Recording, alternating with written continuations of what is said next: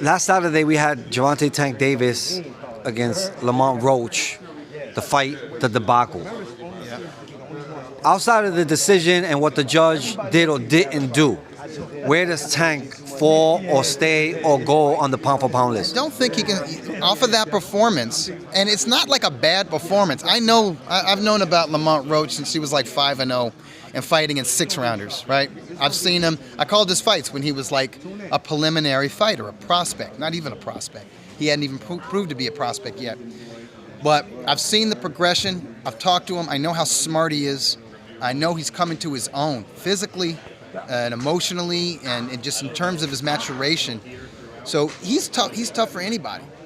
You know, what he did against Tank, he'll do that against any lightweight out there. You know, he'll do that definitely against any junior lightweight out there. So I wasn't shocked that he boxed as well as he did. In fact, I was watching at home. I was upset that he didn't do more over the first half because Tank is the attraction. It's Tank really filling up that arena, and Tank is the house fighter.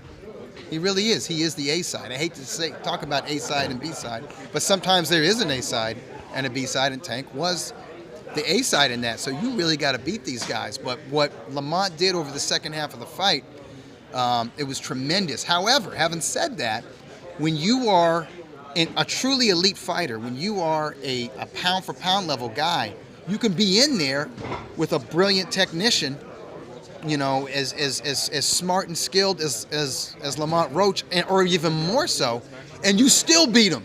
You still decisively beat him. You do what like Naoya Inoue did against Stephen Fulton. Going into that fight, Fulton's undefeated. Dude had 2 belts.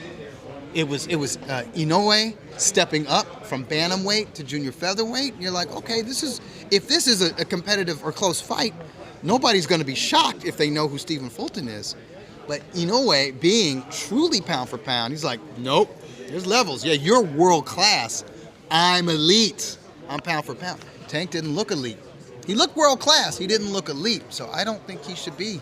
He's currently number 8 in the pound for pound rankings. But it's about what you do lately in boxing. I think he should drop out and make room for David Benavidez because he's been looking really good lately. And he's challenging himself, and he wants to fight the best. He ain't avoiding the smoke. So I like his attitude, too. Nice.